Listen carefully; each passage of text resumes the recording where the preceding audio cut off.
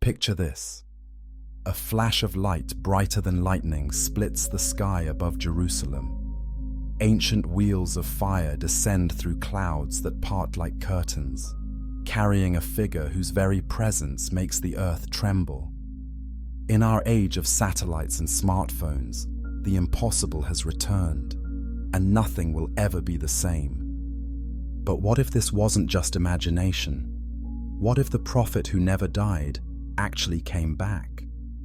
Welcome to our channel, where we explore forbidden questions and hidden truths of history, religion, and the unknown. If you love journeys that challenge what you thought you knew, make sure to join us, because today's story may change the way you see everything. Long ago, in the hills of ancient Israel, a man named Elijah walked among kings and confronted the gods of nations. But unlike every other human who ever lived, his story didn't end with a grave.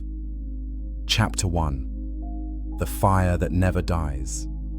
Nearly 3,000 years ago, something happened that shattered every rule about life and death.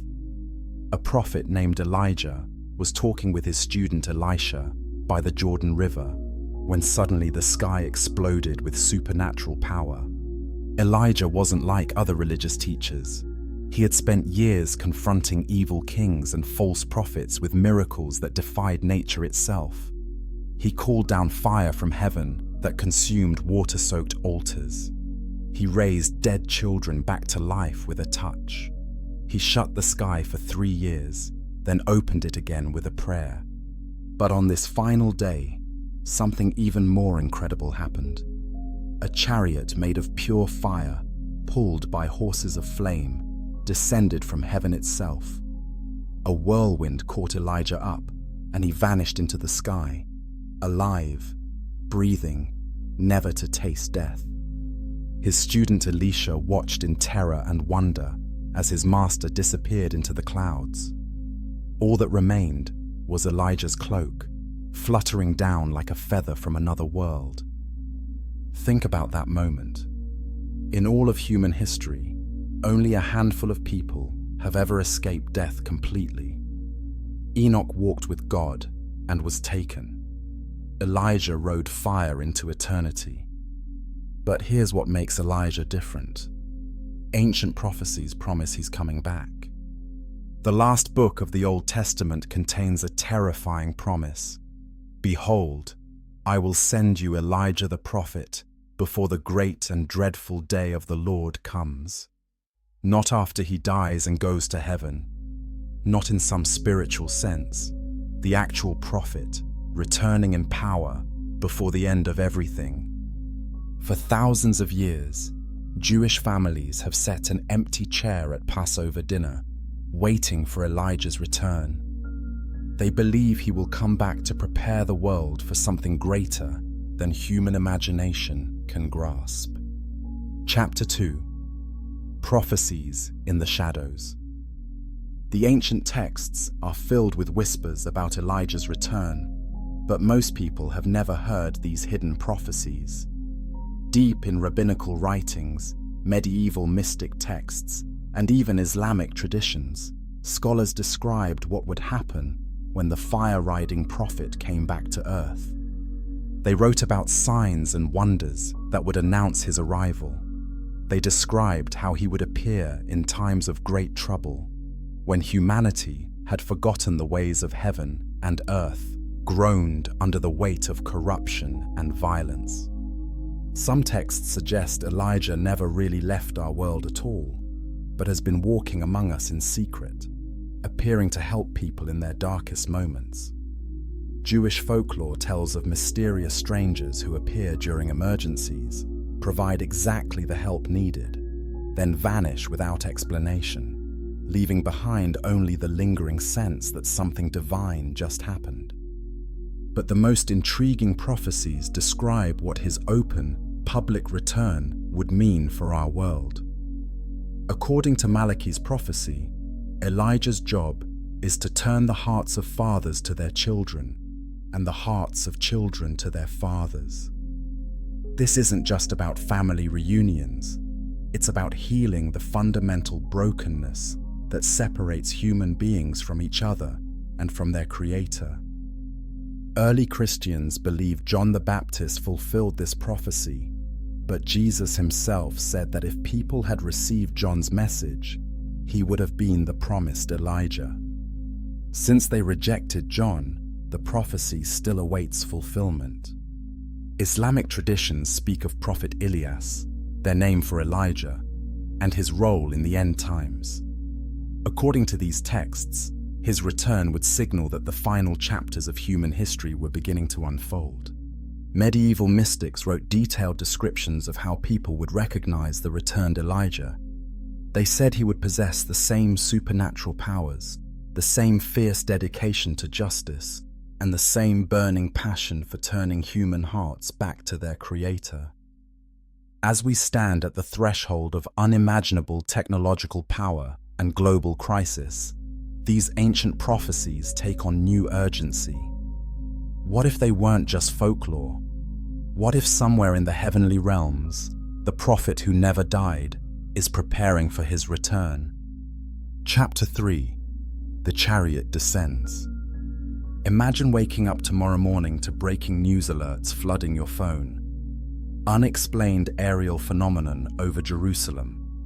Military confirms object not from any earthly technology. Witnesses describe chariot of fire descending from heaven. Social media explodes with shaky cell phone videos showing something impossible. Wheels of fire spinning in the sky. Horses made of pure light pulling a chariot that burns without consuming itself. The footage is too clear, too consistent across multiple sources to be fake.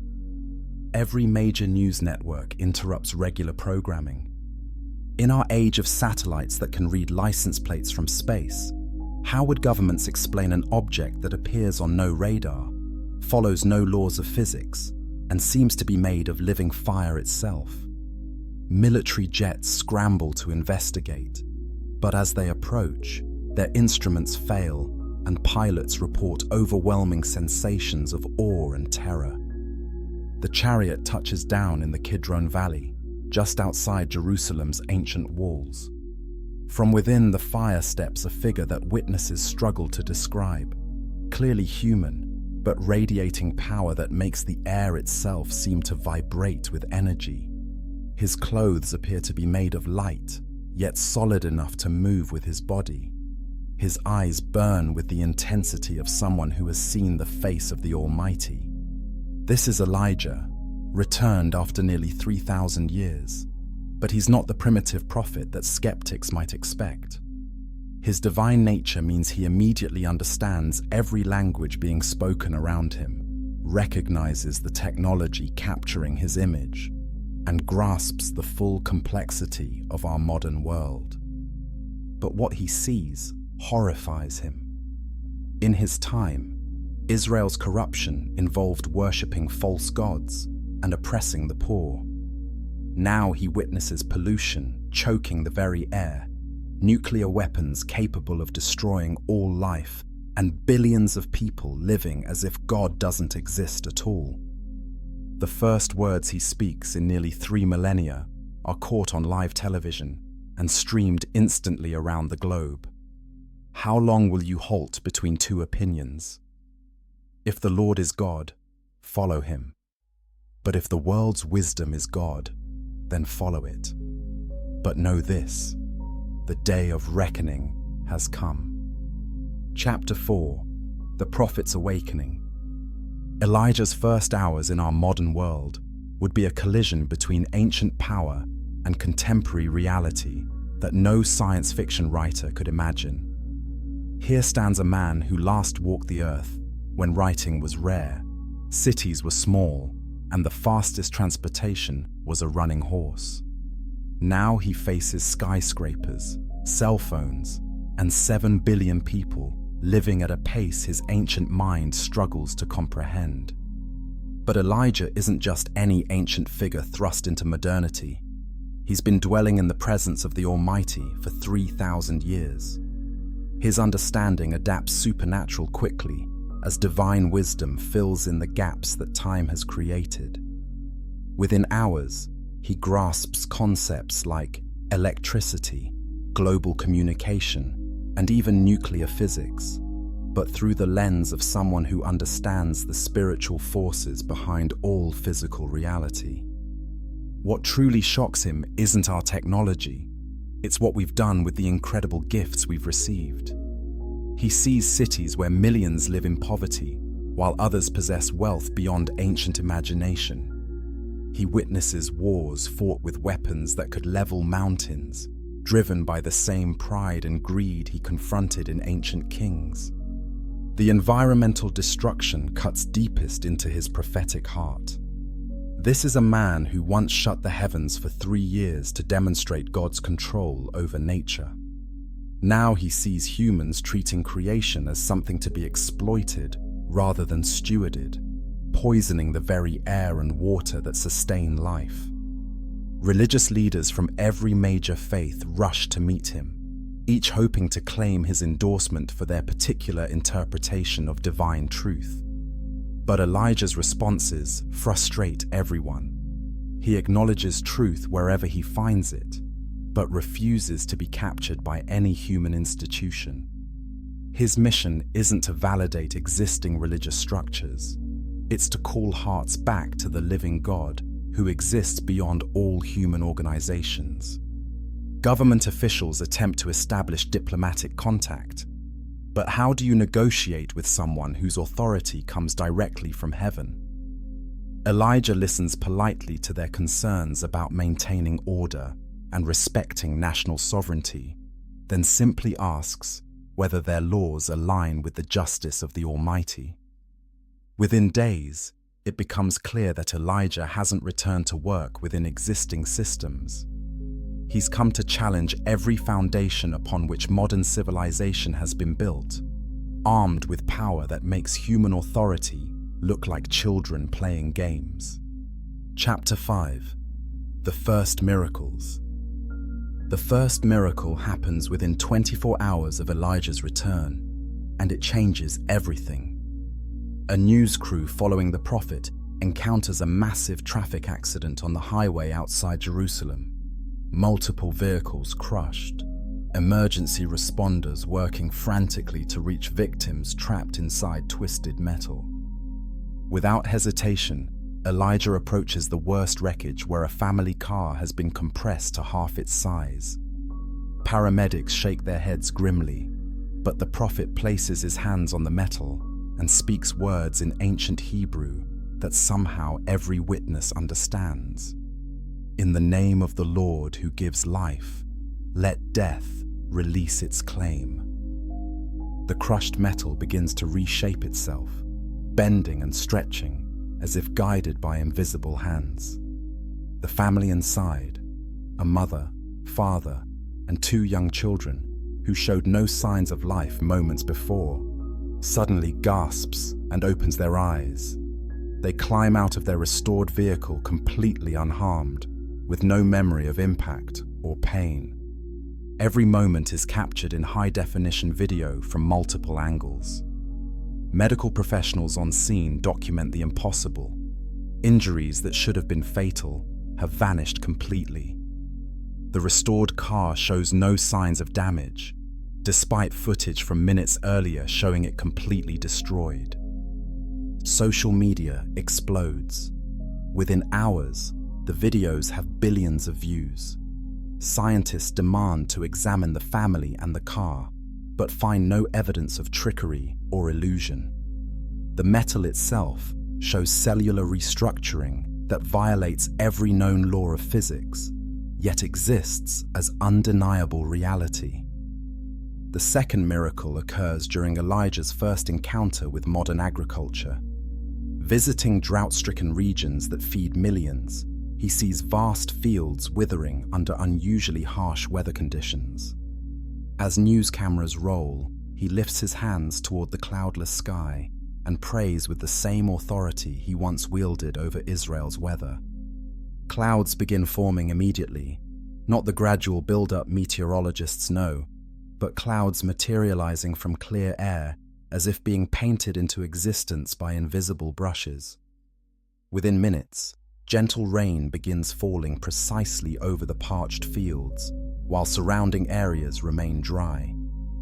The rain continues for exactly the amount of time needed to restore the crops, then stops as suddenly as it began. Weather satellites capture the impossible phenomenon from space: isolated rainfall with clearly defined boundaries that ignore all atmospheric patterns. The restored crops show growth rates that should take weeks compressed into hours. These aren't tricks or coincidences that skeptics can explain away. These are the same demonstrations of supernatural power that made Elijah legendary in ancient times, now documented with technology that leaves no room for doubt or denial. Chapter 6: Faiths in Crisis. Within a week of Elijah's return, every major religion on earth faces its greatest theological crisis in centuries. Here stands undeniable proof of supernatural intervention, but he fits none of their carefully constructed doctrines perfectly. Christian denominations struggle with fundamental questions about their faith. If Elijah has returned with obvious divine power, what does this mean for their belief that Jesus is the only way to God? Some evangelical leaders embrace Elijah's ministry as preparation for Christ's second coming, while others worry that accepting his authority undermines the uniqueness of Jesus. The Catholic Church convenes emergency theological consultations. Vatican scholars pore over biblical texts and church tradition, seeking guidance for a situation their theology never anticipated. How can they acknowledge authentic prophetic power operating outside papal authority without undermining centuries of institutional structure? Jewish communities face their own complex emotions. Many celebrate the return of their ancient prophet, seeing it as validation of their faith and sign that messianic times are beginning. But others worry about what Elijah's presence means for modern Judaism, which has evolved far from the practices he would recognize. Orthodox rabbis debate whether Elijah's return signals the immediate arrival of the Messiah, while Reform and conservative Jews struggle with accepting literal fulfillment of prophecies they've interpreted symbolically for generations.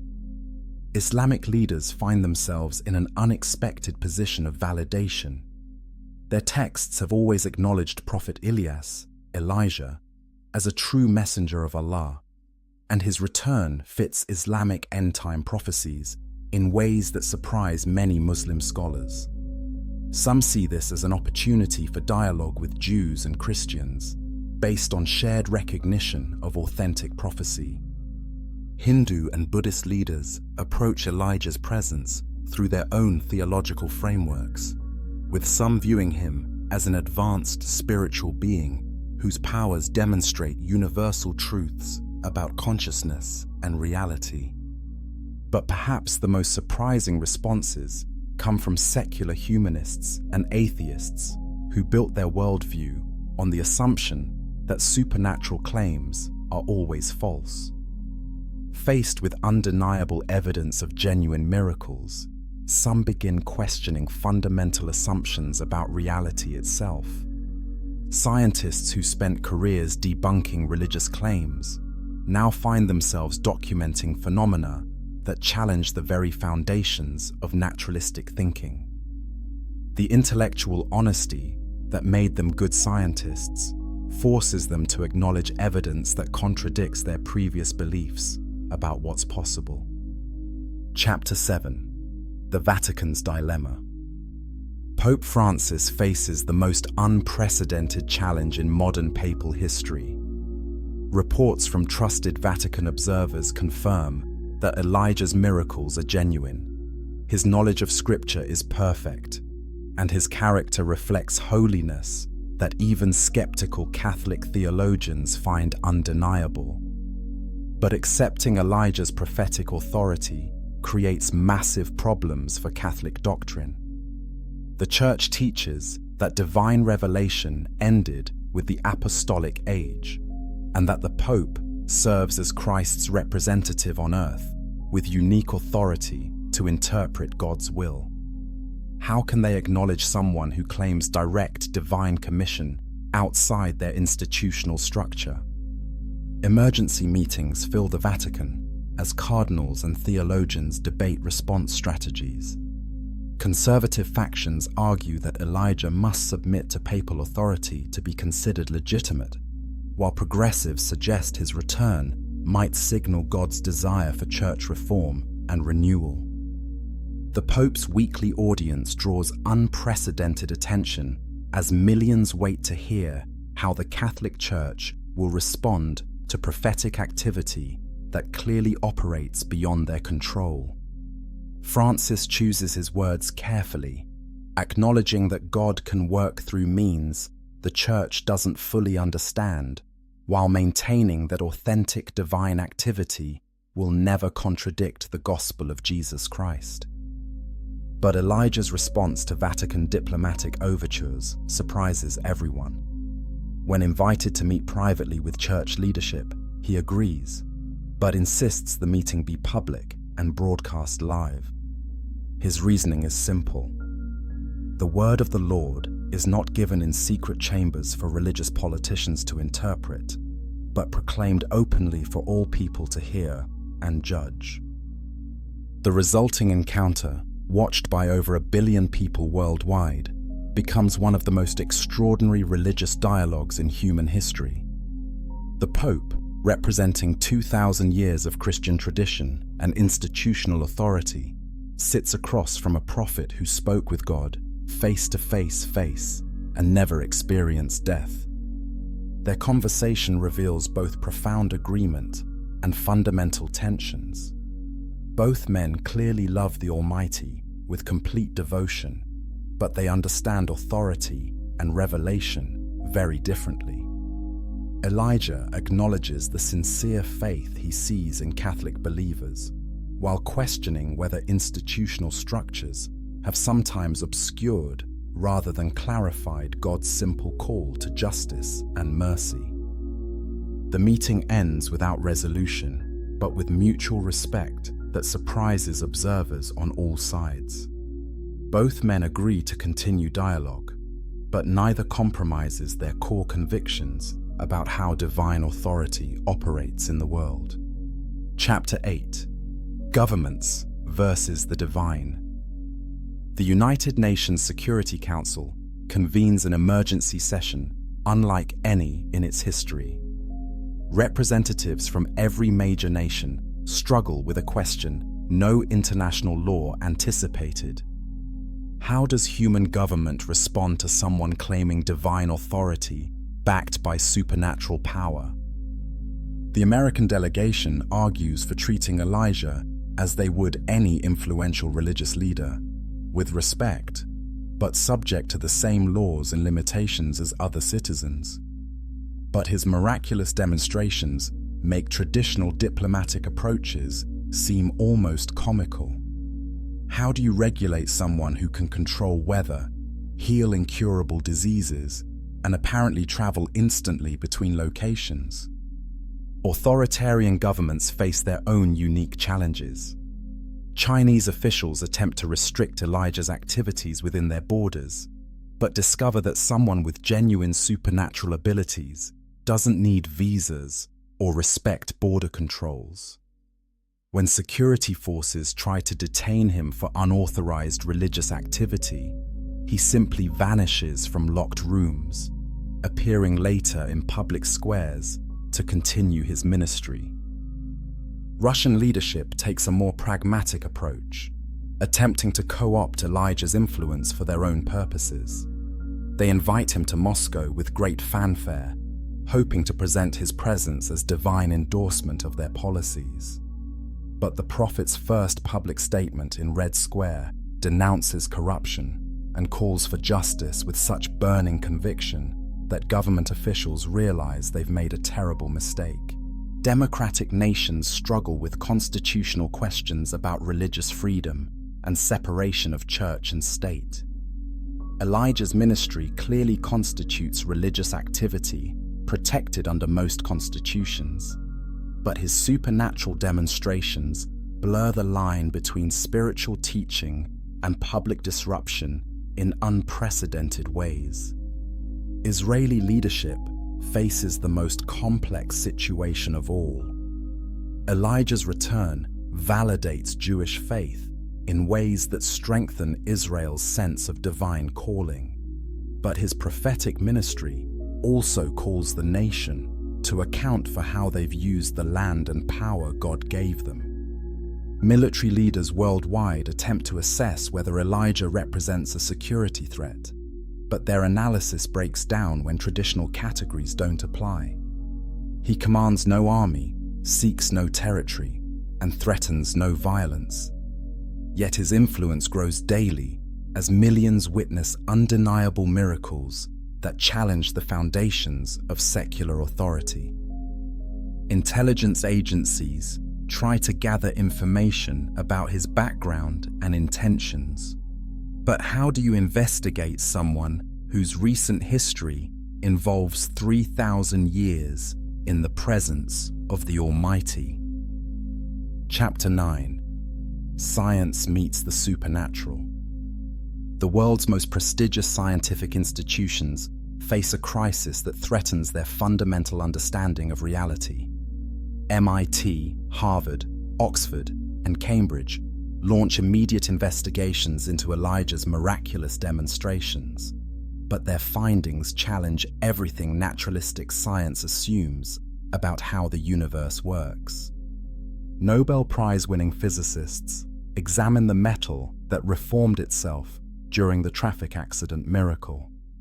The molecular structure shows changes that should be impossible. Atoms rearranged in patterns that violate known laws about chemical bonding and structural integrity.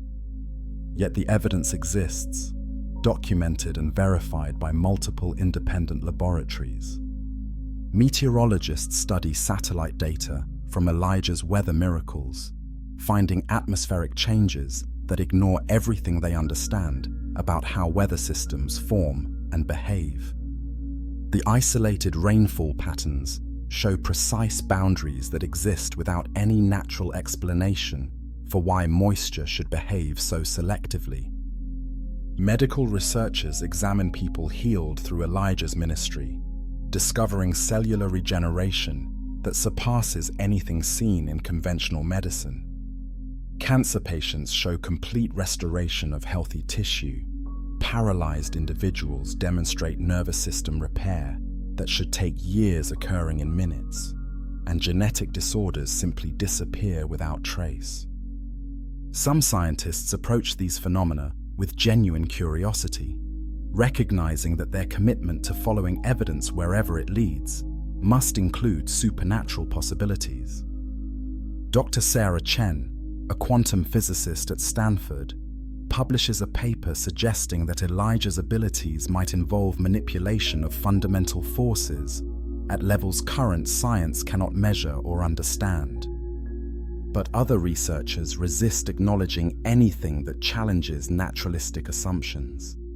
They propose increasingly complex theories to explain away what they're observing: mass hallucination, advanced technology, unknown natural phenomena, anything except accepting that supernatural intervention might be real. The scientific community begins dividing into factions, those willing to expand their understanding of reality based on new evidence, and those determined to maintain materialistic explanations regardless of what they observe. Meanwhile, Elijah responds to scientific investigation with patient cooperation but gentle correction. When researchers ask him to explain his powers, he simply says, "All authority in heaven and on earth belongs to the Almighty. I do nothing except what He commands, and He does nothing except what perfect love requires." Chapter 10. Cultural Earthquake. Popular culture explodes with Elijah-inspired content as humanity struggles to process the return of biblical prophecy. Hollywood studios race to produce movies, documentaries, and series exploring what his presence means for modern civilization. But their fictional portrayals seem shallow compared to the reality unfolding on news broadcasts. Social media platforms overflow with debates about Elijah's significance. Hashtags like #ElijahReturns and #ProphetAmongUs trend globally as billions share their thoughts about witnessing genuine miracles in real time. Influencers with millions of followers suddenly find their content about lifestyle and entertainment seeming trivial compared to discussions about divine intervention in human affairs. Religious bookstores can't keep Bibles in stock as people seek to understand the ancient prophecies now being fulfilled before their eyes. Seminary enrollment surges as young people reconsider careers in theology and ministry. Atheist organizations experience mass resignations as their members grapple with undeniable evidence challenging their previous certainties. Art museums commission pieces exploring the intersection of ancient prophecy and modern reality. Musicians compose symphonies and songs, attempting to capture the emotional impact of witnessing the supernatural. Poets and writers struggle to find language adequate for describing events that exceed human imagination. Educational systems face unprecedented challenges as teachers try to explain current events involving miracles and prophecy while maintaining academic objectivity. History textbooks suddenly seem incomplete without understanding the prophetic traditions that Elijah's return validates. Generational divides emerge as older adults who grew up hearing biblical stories recognize the fulfillment of ancient promises, while younger people raised on scientific materialism struggle to process realities. Their education never prepared them to understand. Mental health professionals report increases in both anxiety and depression as people grapple with fundamental questions about reality, purpose, and what Elijah's presence means for their personal lives and futures. But alongside the fear and confusion, many report experiences of profound hope and meaning they never felt before. Witnessing authentic divine power reminds them that human existence involves more than just material survival and pleasure. There are spiritual realities that give life deeper significance than anything earthly achievement can provide. Chapter 11. The Forbidden Texts Speak. Deep in ancient libraries and monastery vaults, scholars make shocking discoveries. Texts that religious authorities dismissed as unreliable or heretical suddenly prove remarkably accurate in describing Elijah's return.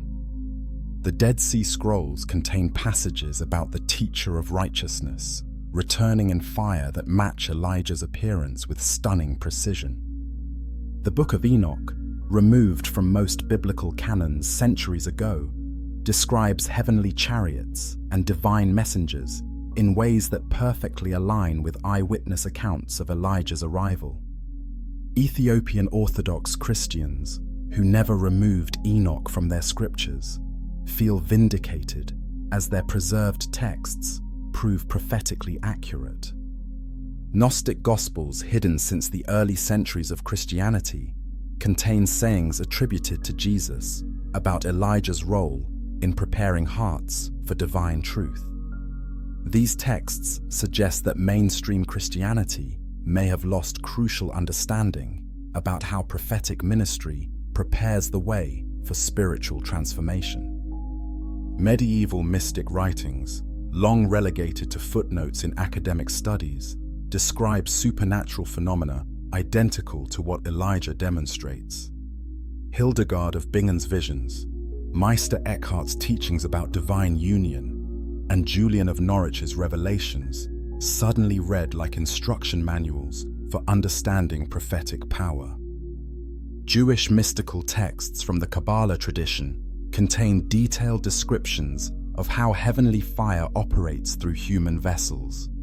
Scholars who spent careers studying these works as historical curiosities now find them providing practical insight into current events.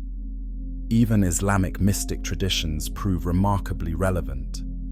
Sufi masters wrote about saints who could transcend physical limitations, control natural forces, and appear simultaneously in multiple locations. Their descriptions of spiritual authority match what witnesses observe in Elijah's ministry. But perhaps most startling are the apocryphal texts that describe what follows Elijah's return. These forbidden books suggest his ministry is only the beginning of supernatural interventions that will reshape human civilization completely. They speak of other ancient figures who will emerge, cosmic events that will transform the earth itself, and a final confrontation between divine and human authority that will determine the future of all creation. Religious authorities who spent centuries suppressing these texts now face uncomfortable questions about whether their institutions preserved truth or obscured it.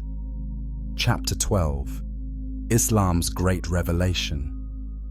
The Muslim world experiences unprecedented theological awakening as scholars rediscover their own rich traditions about Prophet Ilyas. The Quran mentions Elijah as one of Allah's true messengers, and Islamic end-time prophecies describe his return as a sign that the Day of Judgment approaches. In Cairo's Al-Azhar University, the most prestigious center of Islamic learning, elderly scholars pull dusty volumes from forgotten shelves. Hadith collections contain statements attributed to Prophet Muhammad, describing how ancient prophets would return before the final hour to call humanity back to pure worship of Allah. Sufi mystics feel particularly vindicated. Their traditions always maintained that great saints transcend ordinary limitations of time and space, appearing when Allah's guidance is most needed. Elijah's supernatural abilities align perfectly with Sufi understanding of what becomes possible through complete submission to divine will. The implications ripple through Islamic theology in unexpected ways. If Prophet Ilyas has truly returned with divine authority, what does this mean for Muslim expectations about the coming of Imam Mahdi, the guided one who will restore justice to the earth?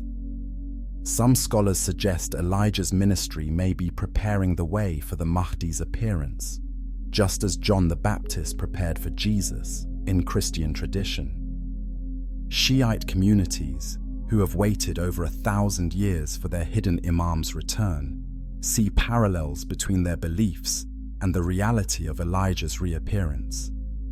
If one ancient prophet can return after centuries, perhaps their own messianic hopes have more foundation than skeptics believed. But Elijah's presence also challenges Islamic assumptions in uncomfortable ways. His obvious divine power operates outside Islamic institutional structures, raising questions about how Allah's authority relates to religious organizations built by human beings over centuries. When prominent Islamic leaders invite Elijah to address Muslim communities, his responses surprise everyone. He affirms the sincere devotion he sees in faithful Muslims, while challenging practices that seem more concerned with human tradition than with the heart attitudes Allah desires. His message resonates powerfully with ordinary Muslim believers who recognize in his words the same call to justice, mercy, and complete surrender to divine will that drew them to Islam originally. But religious authorities worry about his influence undermining their interpretative authority. The most profound impact comes when Elijah speaks in mosques, synagogues, and churches with equal comfort, suggesting that the God of Abraham transcends the denominational boundaries humans have created in his name. Chapter 13: The Messiah Question. No question in human history has caused more controversy, division, and bloodshed than the identity of the true Messiah. Now, Elijah's return forces this ancient debate into urgent, contemporary relevance. According to Jewish prophecy, Elijah comes before the Messiah to prepare hearts for his arrival. According to Christian belief, Jesus was the Messiah and will return as king. Islamic tradition expects both Jesus, Isa, and the Mahdi to play messianic roles in the end times. Jewish communities worldwide buzz with messianic speculation. Orthodox rabbis study Talmudic passages about signs that precede the Messiah's coming, checking them against current events surrounding Elijah's ministry. Some declare that his return definitely signals the imminent arrival of the Son of David, who will restore Israel's kingdom and establish divine justice on earth. But other Jewish scholars counsel caution. Throughout history, false messianic movements have caused terrible suffering for Jewish people. They worry that premature messianic excitement could lead to dangerous political and religious miscalculations. Christian theologians face their own complex challenges. If Elijah truly has returned to prepare the way, this could signal Jesus' second coming is imminent. Evangelical Christians who believe in the rapture wonder if they should prepare for immediate departure from earth, while others focus on how Elijah's ministry might fulfill prophecies about end-time harvest of souls. Catholic and Orthodox Christians struggle with questions about how Elijah's prophetic authority relates to church teaching about Jesus' ongoing presence through institutional sacraments. Some see his return as confirmation of Christian truth, while others worry about accepting prophetic claims that operate outside church authority. Messianic Jewish communities feel uniquely positioned to understand Elijah's significance.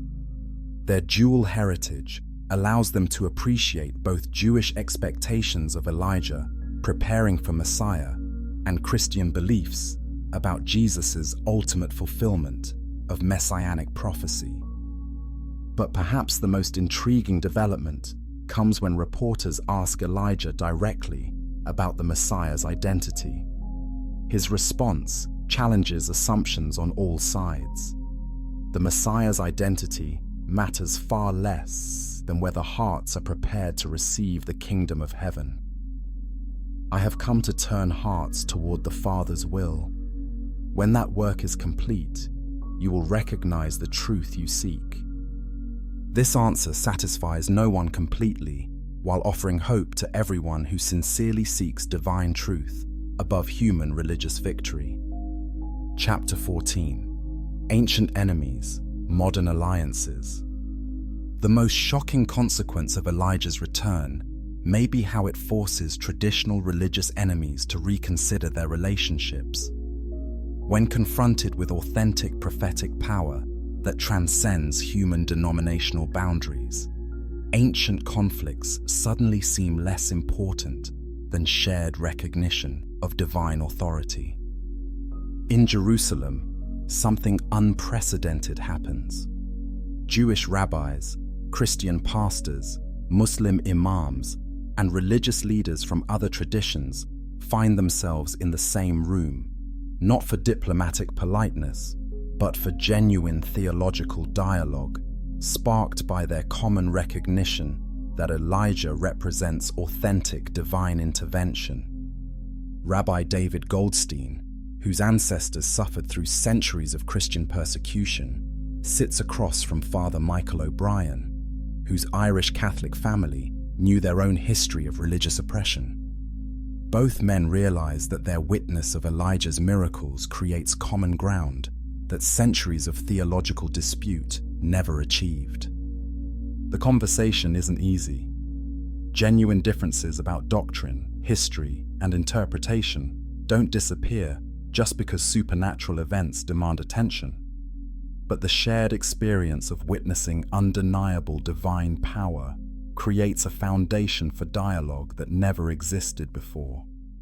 Similar scenes unfold worldwide.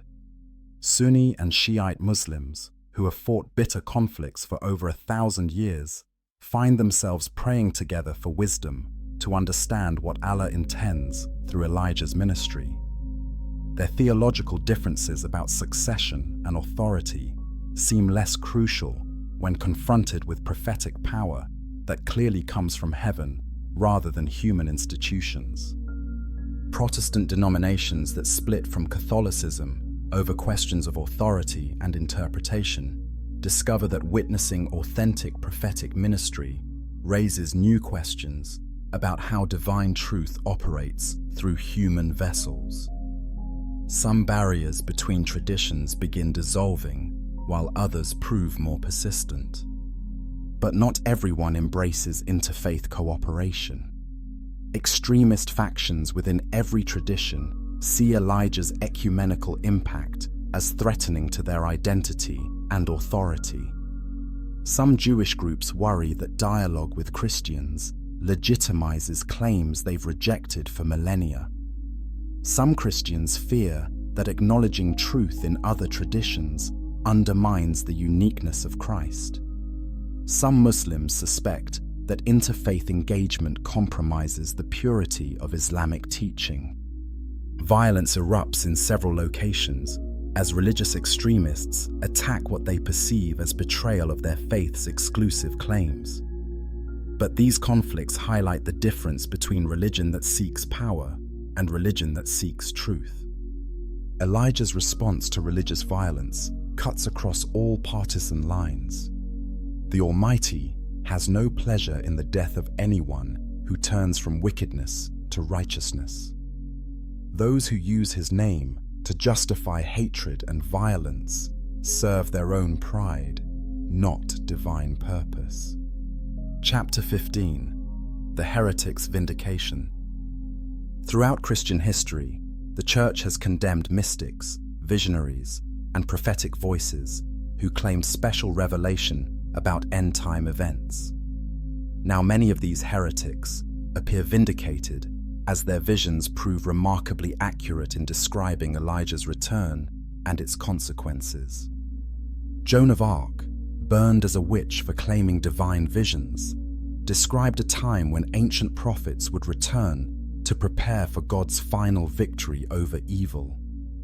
Her prophecies, dismissed as delusion by ecclesiastical authorities, suddenly seem less like mental illness and more like authentic spiritual insight. Medieval mystics like Joachim of Fiore, whose teachings about the age of the Spirit were condemned by church councils, wrote about a coming time when institutional Christianity would give way to direct divine revelation through returned biblical figures. His complex prophetic timelines align surprisingly well with current events. Even more controversial figures gain new credibility. Girolamo Savonarola, executed for challenging papal authority, preached about a coming prophet who would call both church and state to account before divine judgment. His descriptions of this figure's ministry match eyewitness accounts of Elijah's activities with startling precision. Protestant reformers who were persecuted for challenging Catholic authority find their critiques of institutional Christianity validated by Elijah's ministry, which clearly operates outside any human religious organization while demonstrating authentic divine power. But vindication extends beyond Christianity. Jewish visionaries who were marginalized by rabbinical authorities, Islamic mystics condemned by Orthodox scholars, and even secular prophetic voices who warned about spiritual consequences of materialistic civilization suddenly appear more insightful than their critics realized. The pattern reveals an uncomfortable truth about human religious institutions. They often suppress authentic spiritual insight when it challenges their authority or threatens their comfortable assumptions. Elijah's return forces honest examination of how many genuine prophetic voices were silenced by people who claimed to serve God while protecting their own power. Some religious leaders respond to this historical reckoning with humility and repentance, acknowledging that their institutions failed to recognize authentic divine revelation. Others double down on institutional authority, arguing that even if some prophetic voices were authentic, maintaining religious order requires careful skepticism about claimed revelations. But for ordinary believers who witness Elijah's obvious authenticity, the lesson becomes clear. Divine truth often emerges from unexpected sources, and human religious authorities can be just as fallible as secular leaders when institutional survival conflicts with spiritual authenticity. Chapter 16: Technology versus Prophecy. Silicon Valley's technological elite face their greatest philosophical crisis as Elijah's supernatural abilities expose the limitations of human innovation. Tech billionaires who built fortunes promising that artificial intelligence and advanced technology would solve humanity's deepest problems now witness power that makes their achievements seem like children's toys. Artificial intelligence systems struggle to process or predict Elijah's activities. Machine learning algorithms, trained on vast data sets of human behavior, fail completely when analyzing someone whose actions operate according to divine rather than natural logic. AI systems designed to identify patterns and predict outcomes find themselves facing phenomena that transcend algorithmic understanding. Social media platforms designed to manage information flow discover they cannot control content about authentic miracles. Videos of Elijah's supernatural demonstrations resist normal content moderation because they document events that actually happened, yet violate platform policies about misleading supernatural claims. Surveillance technology that can track anyone on Earth fails to monitor someone with divine protection. Facial recognition systems malfunction when scanning Elijah's face. GPS tracking loses signal in his vicinity, and even satellite imagery becomes mysteriously unclear when focused on his location. Tech leaders who spent careers believing human intelligence could eventually understand and control all reality now face evidence that some forms of power operate beyond technological reach. Mark Zuckerberg's virtual reality innovations seem trivial compared to Elijah's ability to appear simultaneously in multiple physical locations. Elon Musk's space exploration achievements pale beside witnessing someone who traveled beyond the heavens and returned with divine authority. The psychological impact on Silicon Valley culture proves profound. An entire generation of innovators built their identity on pushing the boundaries of what technology makes possible, only to encounter someone whose abilities make their most advanced systems seem primitive by comparison. Some tech leaders respond with humility, recognizing that their innovations, however impressive, operate within natural limitations, that divine power transcends completely. They begin asking different questions about the relationship between human creativity and spiritual reality. But others resist acknowledging anything that challenges their technological worldview. They propose increasingly complex theories about advanced alien technology, interdimensional manipulation, or unknown scientific principles to explain Elijah's abilities without accepting supernatural explanations. Meanwhile, Elijah demonstrates patient interest in human technological achievement while gently correcting misplaced hopes about what innovation can accomplish. When asked about artificial intelligence's potential, he responds, "Human wisdom can create tools to serve love and justice, but only divine wisdom can transform the hearts that choose how tools are used. Chapter 17: Economic Apocalypse. Wall Street trembles as Elijah's prophetic ministry directly challenges the foundations of global capitalism. His ancient understanding of justice and righteousness creates economic shockwaves that no financial models predicted or can control. When Elijah visits corporate headquarters and speaks against exploitation of workers, environmental destruction for profit, and economic systems that concentrate wealth while millions suffer, his words carry supernatural weight that transcends normal prophetic criticism. Companies find themselves facing inexplicable business disruptions, supply chain failures, and consumer boycotts that seem orchestrated by invisible forces. Stock markets crash when Elijah publicly condemns specific corporations for prioritizing profit over human welfare. But the crashes follow patterns that baffle financial analysts. Companies engaged in genuinely harmful practices suffer massive losses, while ethical businesses experience unexpected gains, regardless of normal market logic. Cryptocurrency markets prove especially vulnerable to prophetic judgment. Digital currencies built on speculation rather than real value collapse when Elijah questions economic systems that create wealth without producing anything beneficial for human flourishing. Bitcoin plummets as investors realize that supernatural authority cares more about justice than technological innovation.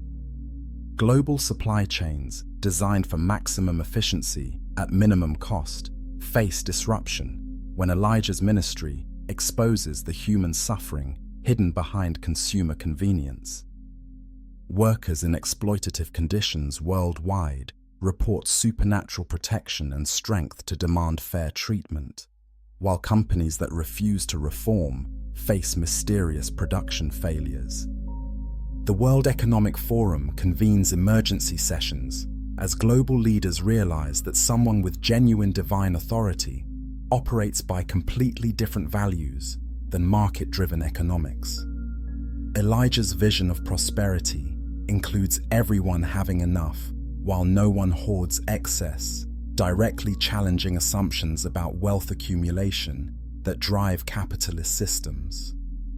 Some business leaders respond by genuinely reforming their practices, discovering that ethical operations can be profitable when supernatural blessing replaces exploitative advantage. Companies that embrace justice and environmental stewardship report unexpected innovations, loyal customer bases, and sustainable growth.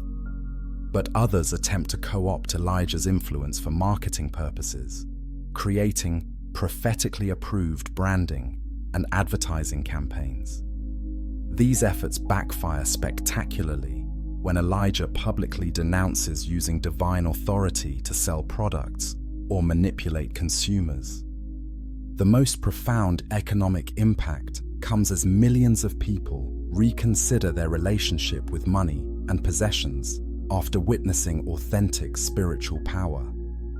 Consumer culture built on creating artificial desires for unnecessary products loses appeal when people experience the deep satisfaction that comes from witnessing divine truth and justice. Chapter 18: Politics in the Fire. Political systems worldwide face unprecedented challenges as Elijah's prophetic authority operates completely outside human governmental structures. Democracy, authoritarianism, and every form of political organization must grapple with someone who claims direct divine mandate and demonstrates supernatural power to back up his claims. Election campaigns struggle to incorporate supernatural events into their messaging. How do political candidates position themselves relative to a prophet whose authority clearly transcends any human political office? Some attempt to claim Elijah's endorsement for their policies, while others attack their opponents for insufficient respect toward divine revelation. But Elijah frustrates all attempts to capture his influence for partisan purposes. When asked about specific political parties or candidates, he consistently redirects attention toward principles of justice, mercy, and righteousness that challenge comfortable assumptions across the political spectrum. Conservative politicians who expected prophetic support for traditional values find themselves criticized for ignoring economic injustice and environmental destruction. Liberal leaders who assume divine concern for social justice would endorse their entire agenda, discover that Elijah's morality includes standards they prefer to avoid. Authoritarian leaders face the most direct challenges. Dictators who maintain power through fear and oppression discover that someone with genuine supernatural authority cannot be intimidated, arrested, or silenced through normal means of political control. When Chinese officials attempt to restrict Elijah's activities, he appears simultaneously in Beijing, Shanghai, and Hong Kong, demonstrating that divine authority recognizes no human borders or governmental limitations. His message in each city focuses on the dignity of every human being created in God's image, directly challenging systems built on political oppression. Democratic institutions prove more adaptable, but still struggle with fundamental questions about how elected government relates to claimed divine authority. Constitutional scholars debate whether religious freedom protections extend to someone whose supernatural demonstrations transcend normal categories of faith and opinion. The most significant political impact comes as ordinary citizens witness authentic moral authority in action and begin demanding similar integrity from their elected leaders. Politicians accustomed to managing public perception through media manipulation find themselves facing populations who have seen what genuine righteousness looks like. Voter behavior shifts dramatically as people prioritize character and justice over party loyalty or policy preferences. The contrast between Elijah's obvious moral integrity and typical political maneuvering becomes so stark that many career politicians find their traditional approaches ineffective. Some political leaders respond by genuinely examining their motivations and methods, seeking to align their service with principles of justice and mercy that Elijah demonstrates.